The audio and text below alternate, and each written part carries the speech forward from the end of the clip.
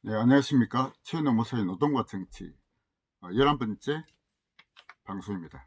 지난번 방송에서 최노무사의 좌파 탈출기라는 제목으로 말씀드렸고요. 그것을 1이라고 한다면 오늘은 좌파 탈출기 2번의 강의입니다. 지난 방송에서 이제 양서협동조합 활동까지 제가 말씀을 드렸죠. 근데 저는 이제 서울대학원에 가서 양서협동조합과는 이제 일단 활동을 제가 직접 하지는 못했습니다.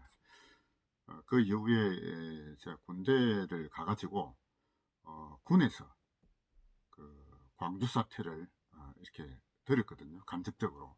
그때 제 마음이 전두환 정권에 반대하는 어떤 그 민중봉기가 광주에서 발생했는데 이게 광주에서만이 아니라 전국적으로 확산이 돼야 된다. 그렇게 마음속으로 저는 빌었습니다. 그렇게 전국적으로 확산되어서 그 전두환 정권을 무너뜨리고 민중이 주인되는 그런 세상을 만들어야 된다라는 마음을 사실 그 당시에 가졌습니다. 어, 마치 문재인이 어디입니까? 베트남이 공산군에 의해서 이렇게 이제 정복당했을 때 희열을 느꼈다, 뭐 이런 말을 한 적이 있죠. 그 마음하고 저는 어떻게 보면 좀 비슷한 그런 마음을 먹었던 적이 있었습니다. 그랬던 이제 제가 이제 제대하고 다시 이제 저는 이제 조흥은행에 군대 가기 전에 조흥은행 갔다가 군대 갔다 와서 다시 이제 은행에 복직을 했죠. 그래서 저는 은행 다니면서도 제가 가졌던 기본적인 생각은 이 은행원이라는 사람이 이제 어떻게 보면 좀 보수적인 인물들이지 않습니까? 이 사람들을 어떻게 좀 의식화시킬 거냐, 그런 생각들을 사실 늘 했었습니다. 제가 말씀드린 의식화라는 게 아까도 앞에 방송에서 말씀드리지만 무슨 좌파 어떤 공산혁명을 뭐 일으키고 이런 사회주의 운동 이런 건 아니었어요.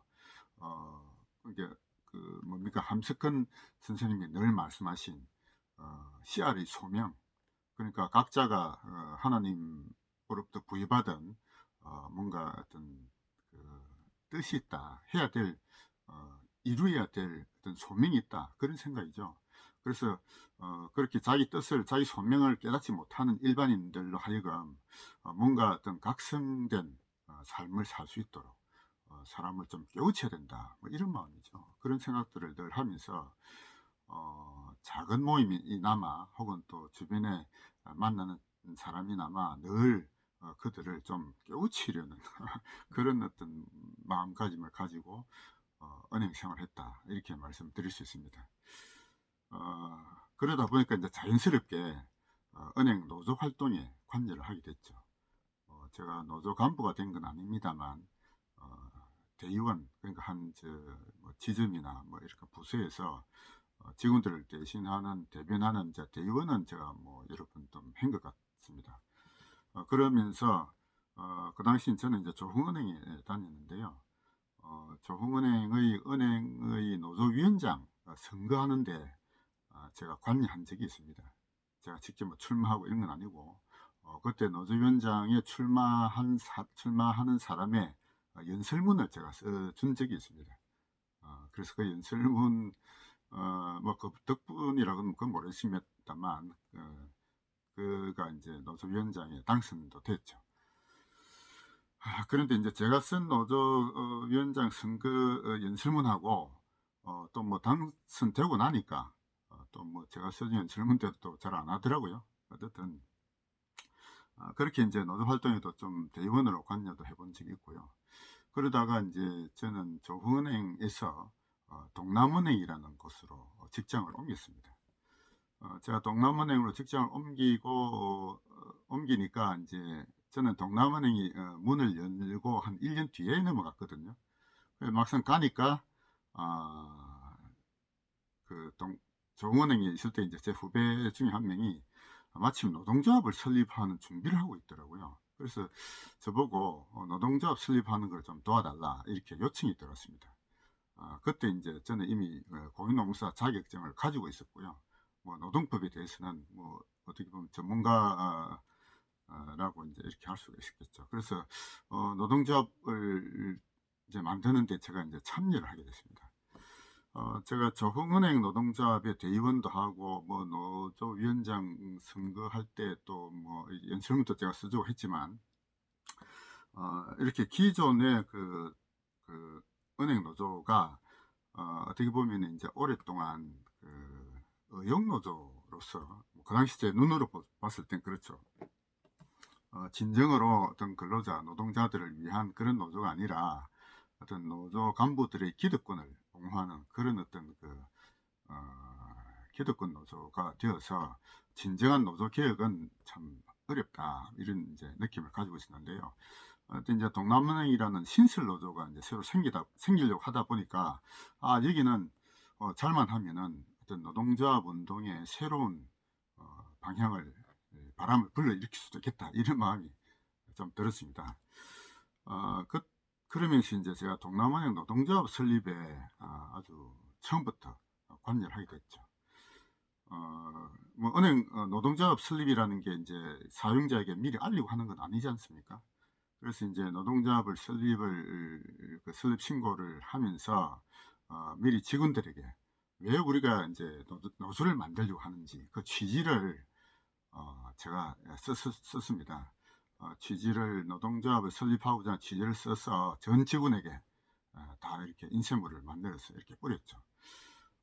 제가 그렇게 그 노조 취지문을 뭐 한 10번 넘게 아마 제가 좀 쓴 것 같은데요. 지금 그 기록들이 사라졌어요. 구할 수가 없습니다. 어쨌든 그때 제가 이제 노조를 만들고자 했던 취지를 지금 와서 생각하면 이제 몇 가지 이렇게 요약을 해보면은 그러니까 이제 동남은행이라는 게 뭐 아시는 분 아시겠지만 그 당시 부산하고 경남의 어떤 그 시민들, 도민들이 이제 돈을 내어서 주식을 이렇게 샀었거든요.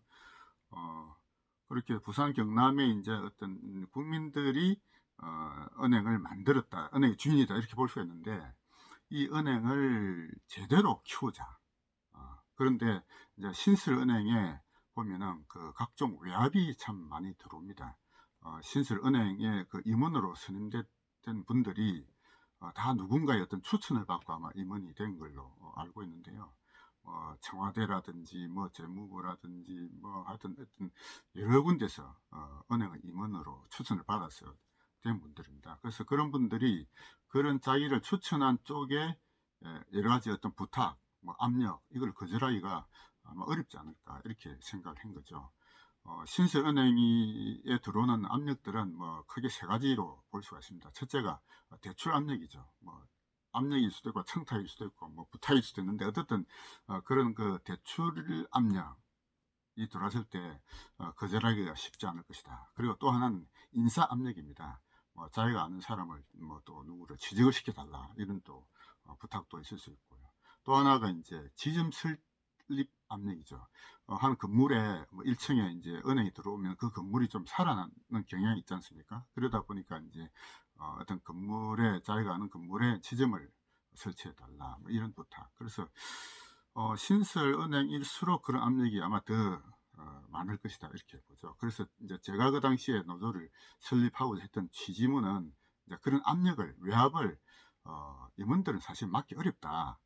노조는 그걸 막을 수 있다, 이거죠. 노조는 명분이 있기 때문에. 그래서 노조는 그런 어떤 그 신설은행에 이렇게 주어지는 압력들을 거절을 하고 진정으로 은행을 제대로 이렇게 발전을 시켜서 우리의 주인인 부산 경남 국민들에게 참 좋은 은행으로 이렇게 보답을 해야 된다, 이런 취지로 제가 그 설립 취지문을 썼던 것 같습니다. 그래서 그런 관점에서 쓰다 보니까 뭐 제가 그 은행 노조 설립 취지문에 대해서 제가 한 10편 가까이 쓴 것 같은데요. 뭐 어느 누구도 그것이 뭐 잘못됐다, 이렇게 얘기한 사람은 전 한 사람도 없었습니다. 어떤 그렇게 해서 이제 노조가 설립이 되고 그리고 이제 그 노조 전임 간부가 이제 두 사람이 있었고, 저도 전임 간부로 들어갔습니다. 그 위원장 한 명하고, 저는 그때 정책실장인가 뭐 이런 직책으로 노조 간부가 됐습니다.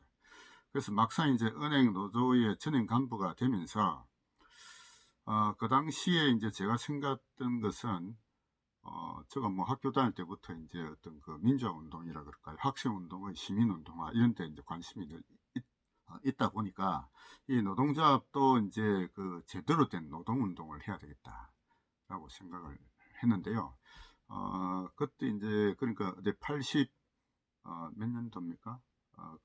어쨌든 그때만 해도 이제 소위 그 노동운동의 주력이 블루 칼라가, 그러니까 제조업 위주로 이렇게 육체 노동하는 그런 노조가 이제 노동운동의 주력이다가 차츰차츰 화이트 칼라 쪽으로 노동운동의 주력이 좀 옮겨오는 그런 분위기였다고 봅니다.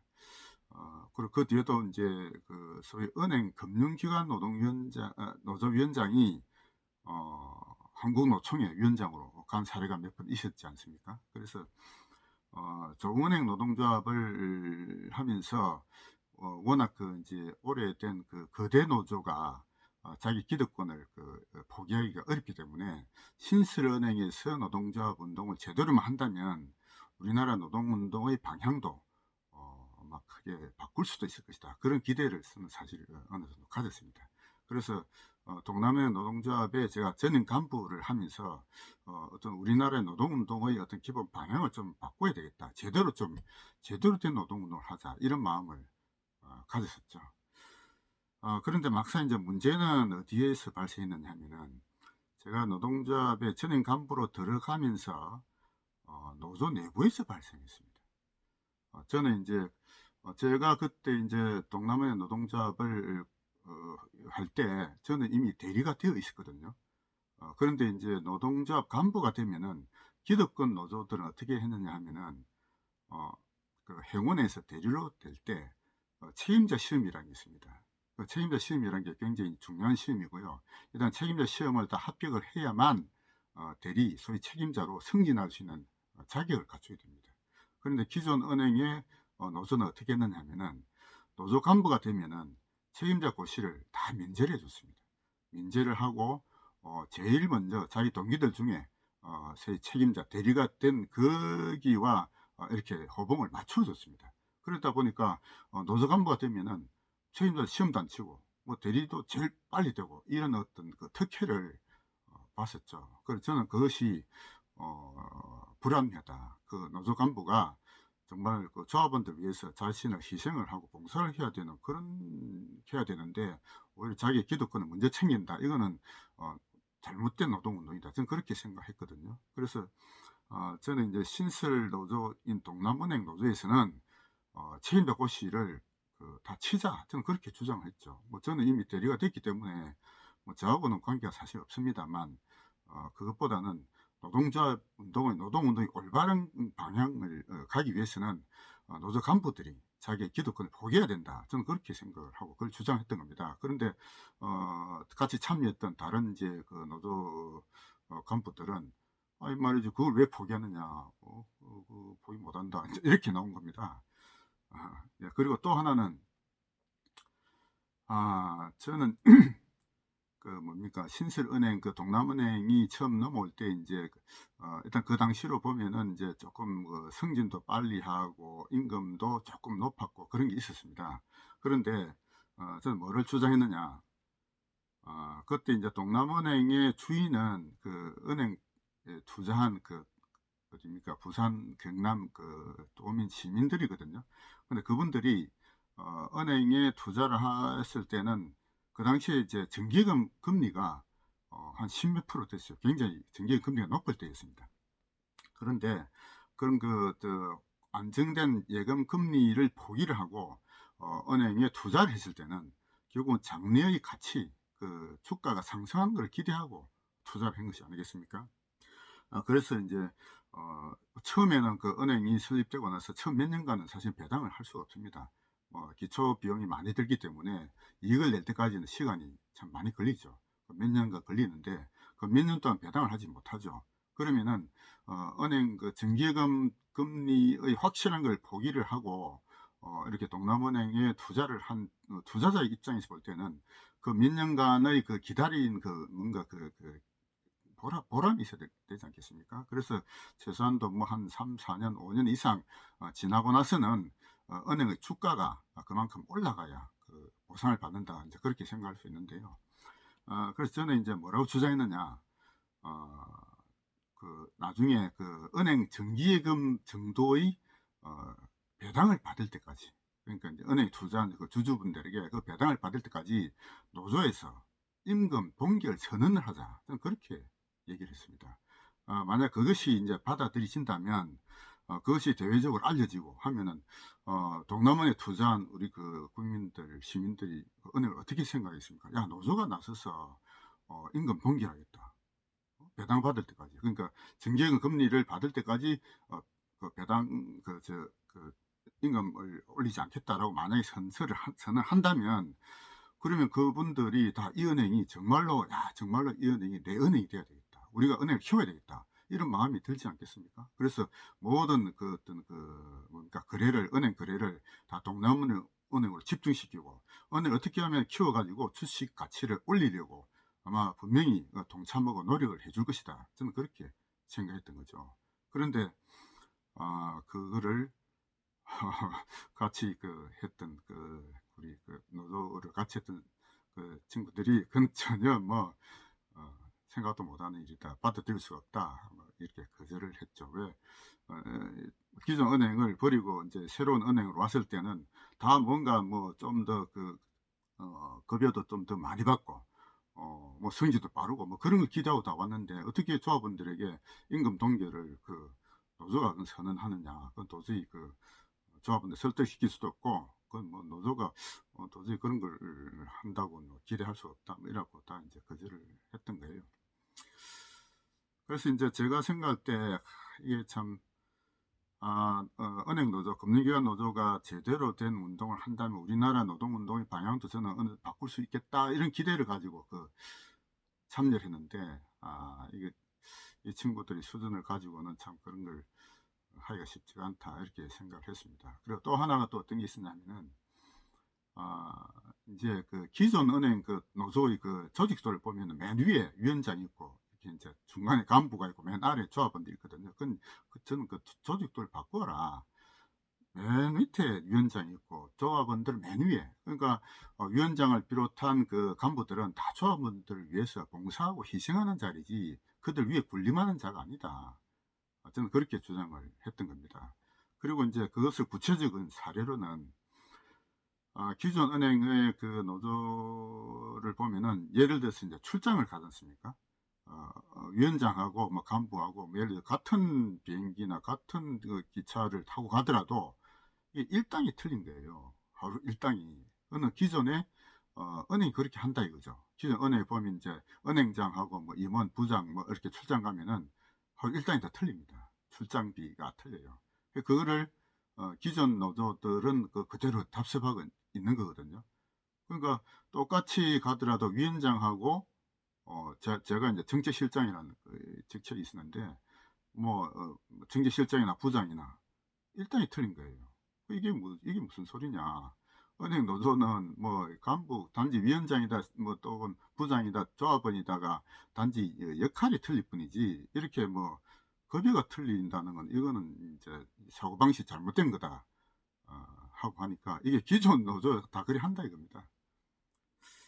제가 이제 그런 것들을 이제 보면서 참 이게 안 되겠다. 좀 노동운동의 올바른 방향을 가려면 어떤 기본적인 어떤 사고 방식이라 그러나요? 이걸 바꿔야 뭐 되지, 이라고 안 됐대서 제가 이제 제안을 했습니다. 참 학교 다닐 때 이제 뭐 매주 토론하듯이 우리도 이제 공부하자. 노동운동의 역사 뭐 이렇게 이런 걸 좀 제대로 공부를 하자, 이래갖고 이제 뭐 책도 읽고 토론하고 이렇게 이제 제안해서 돌아가면서 이제 발표도 하고 이런 식으로 이제 하려고 했는데, 그게 뭐 조금 하다가 이제 말아버리죠. 하여튼 어쨌든 이제 그런 과정을 거쳐가지고, 뭐라 그럴까요? 참 그때 이제 나이가 한 30 넘어서 참 사람 마음을 이렇게 생각을 바꾼다는 게 참으로 어렵다, 이런 걸 그때 이제 저도 느꼈습니다. 그래서 아이고 이렇게 해가지고는 이제 제가 생각했던, 제가 기대했던 그 노동운동의 올바른 어떤 운동의 전개는 어렵다 이렇게 생각하고 제가 그 노동조합에서 나왔습니다. 그래서 그게 지나놓고 지금 와서 보더라도 사실 조금 아쉬운 측면이 있습니다. 제가 조금 더 노력하고 설득하고 이렇게 해서 만약에 그때 이제 동남아의 노동조합이 제가 원하는 방향으로, 제가 생각했던 방향으로 정말 노조가 자기의 기득권을 포기하고 일반 조합원과 똑같이 행동하고, 그리고 이제 진정으로 그 노조 은행에 출자한 그 시민들의 장기적인 어떤 재산 가치를 높이는 쪽으로 이렇게 이제 노조가 동참하고 했더라면, 그런 것이 이제 다른 그 은행 노조에도 확산되고 그렇게 많이 했다면 우리나라 노동운동의 방향도 좀 바꾸어졌을 가능성이 있지 않을까 이런 생각을 사실 합니다. 지금 생각해도 조금 아쉬운 그런 겁니다. 그래서 어쨌든 이제 그 노조 얘기는 그 정도 하고요. 그러다가 이제 제가 이제 사실 그렇다고 해도 뭐 제가 어떤 뭡니까, 박정희 정권, 전두환 정권이 어떤 그 독재 정권으로 잘못된 정권이다 하는 생각이 바뀐 건 아니죠. 그런데 이제 어떻게 해서 이제 소위 그런 좌파적 사고에서 이런 이제 우파 쪽으로 생각이 바뀌느냐 하면은, 저는 이제 두 가지, 제 같은 경우는 두 가지의 어떤 계기가 있었습니다. 첫째는 제가 노무사 개업하고 나서 노무사를 개업하고 나서 실제로 노동 사건을 하면서 바뀐 겁니다. 제가 책을 통해서 이런 그 당시에도 막스 쪽에 사회주의 쪽에 이제 책을 깊이는 아니지만 조금씩은 본 건 있는데요. 거기서 이제 자본가들은 그냥 어떻게 보면 이제 억압과 착취의 주체들이죠. 노동이라는 게 가장 이제 어떤 근원적으로 가치를 생산해내는 것인데, 그런 노동의 가치를 그 자본가가 그들로부터 빼앗아간다, 이런 생각들을 저도 동의를 하고 했었습니다.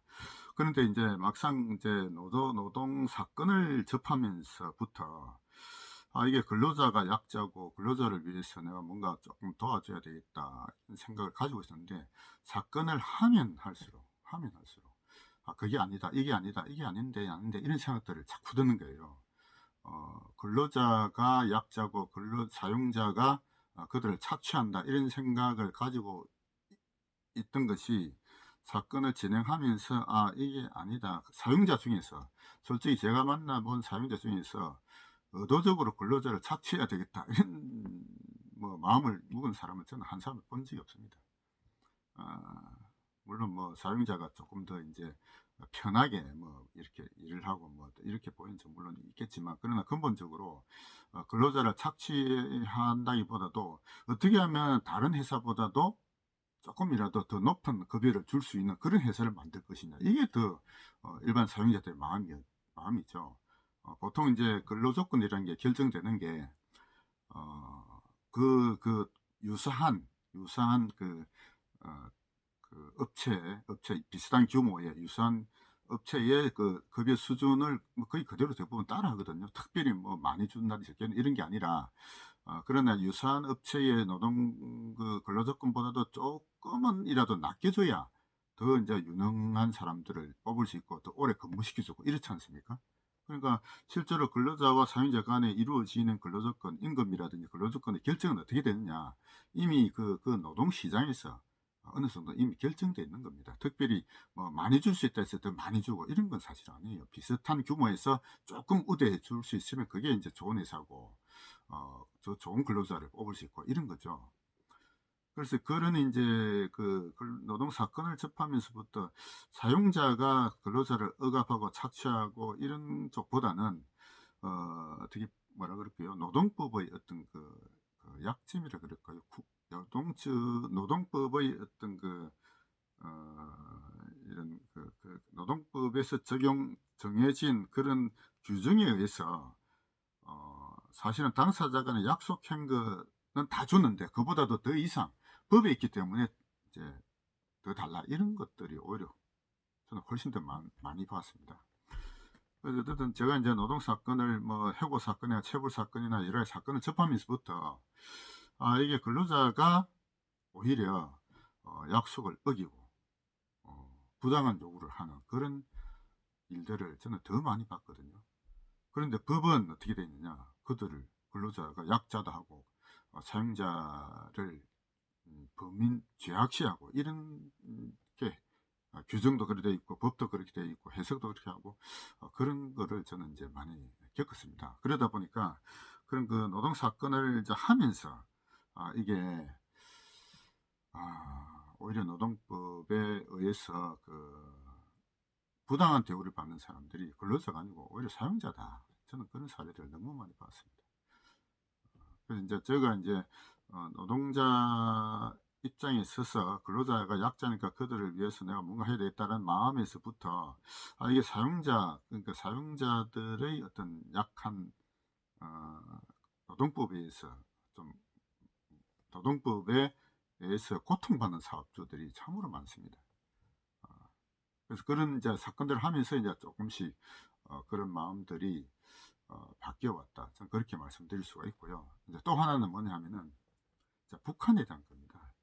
저는 이제 북한을 볼 때 우리 그 역사적인 이제 북한의 김일성이 항일 운동의 위대한 영웅이고 그 김일성이야말로 민중을 정말로 참 사랑한 그런 그 지도자다. 그런 생각을 솔직히 좀 했었거든요. 그래서 그런 생각도 하고, 그러나 이제 북한에 대해서 좀 들려오는 좀 뭡니까 좀 안 좋은 얘기 뭐 이런 것도 어느 정도 들었죠. 그러나 거기에 대해서는 판단을 보류하자. 왜? 내가 북한을 모르니까 안 가봤는데 내가 어떻게 아는 얘기죠. 그래서 북한에 대해서는 북한은 그들 나름대로 뭐 그런 어떤 그런 이유가 있을 것이다. 뭐 이런 생각도 솔직히 했고요. 그러면서 북한에 대해서는 뭐 특별히 좋다 나쁘다 하는 생각을 하지 않기로 이렇게 마음을 먹었다 이렇게 볼 수도 있습니다. 그런데 그런 생각이 언제 바뀌느냐 하면은 저는 이제 이만갑이라는 프로를 보면서 조금씩 바뀌었어요. 이만갑이라는 프로 있지 않습니까? 이제 만나러 갑니다.